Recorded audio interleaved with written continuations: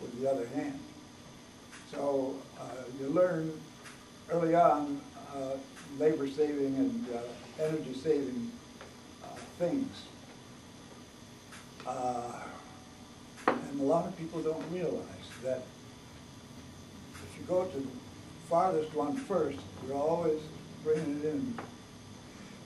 And a lot of people, the first thing they do is stop at the first tree and gather sap, and then they go on and little things like that.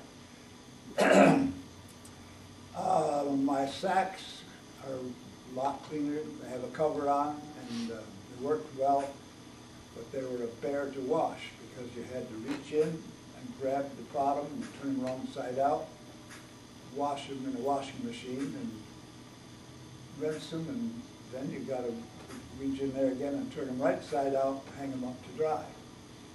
If you didn't have to do that, that would be a real good deal. So I read in a syrup magazine that a fellow over in the Northeast had a system where he tapped the trees, put plastic spiles in and plastic tubing in, and he tubed it down to a 5-gallon pail on the ground. And to me, that was just what I needed.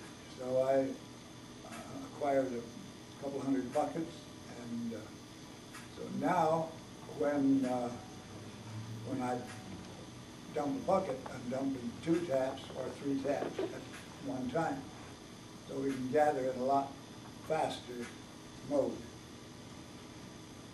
And Greg Baxter's been helping me for, probably 10 years or more. He likes to be out in the weather, and I appreciated his help. And he and his stepson gathered 420 taps a couple years ago in 45 minutes. And 70 or so of those were what they call walkers, because they're so close that there's no use dumping them in the gathering tank. So if we have gathered the sap, right now I gather with a pickup in the 300-gallon tank, and it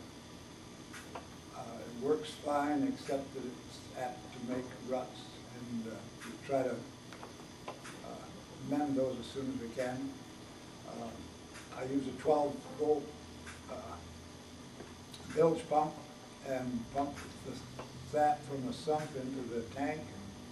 When I get up to the sap house, I pump it into the tank I want it in with the same pump, but put the pump in the sap and run it the other way, which is good.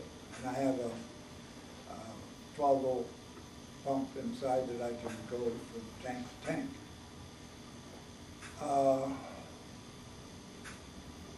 The sap, somebody asked me, this guy from Florida asked me how long sap would keep before it spoils. And I told him I didn't really know because I'd never spoiled it. If you are careful, well, the best thing is to boil it as fresh as you can, which is a day or 2 days at the most. But I don't know how long it would keep if you just let it sit there.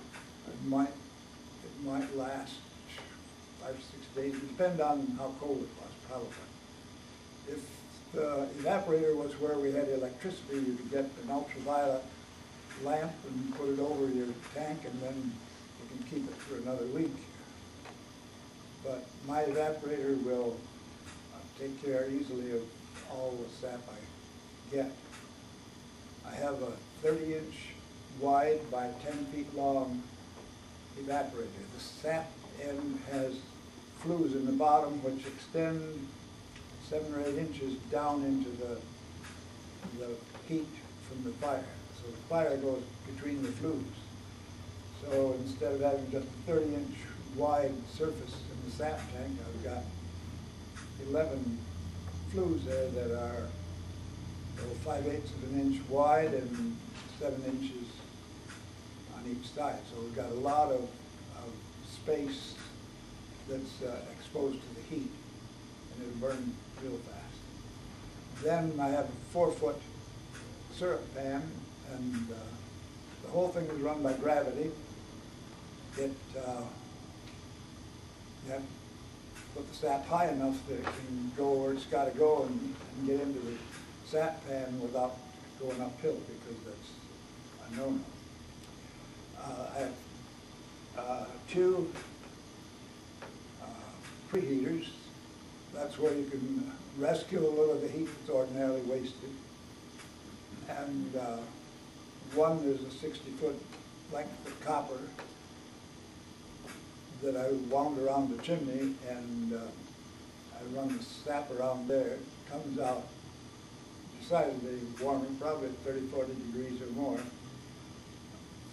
faster, higher than it went in. But I have another one that's over the end of the flue pan, and that gets live steam. So I can put sap into the evaporator anywhere from 100 to 150 degrees, depending on how fast it's calling for heat, or calling for sap.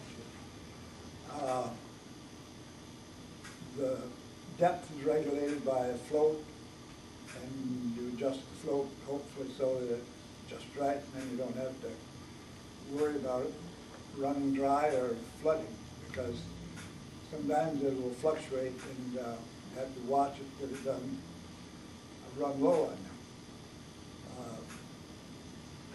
The first thing you do if you're boiling is to test the boiling point of sap, and then you know that you got to take it off when it's 7 degrees higher. The people who've made candy are acquainted with temperature, so they know a little bit already about that.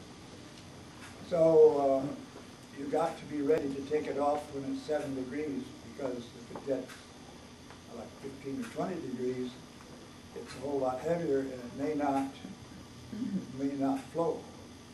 And if you get something in there that won't flow, you're in deep trouble. We have burned pans. Bertha has burned a good pan. I've scorched them. Dan has scorched them. When they get too bad, you have to buy a new one, but sometimes you can clean it up. So you get the syrup off, and I have, since I was gathering in 5-gallon pails, I put the syrup in 5-gallon pails, about probably 45, 50 pounds in a pail, and then I take all that to the house, and I finish it off where I've got hot water, electric lights, and bottle gas. So it's a lot easier, a lot cleaner. I can depend on what I'm doing and not having accidents, stuff like that. So it works pretty good. My finishing pan will hold about 12 gallons or a little more, and I can do 2 batches in about 6 hours, and do about 12 gallons to a batch. So I can do 25 gallons in a day, and that's about all I want to do. You could put one on after that if you wanted to, but I don't have that much energy. So we had 4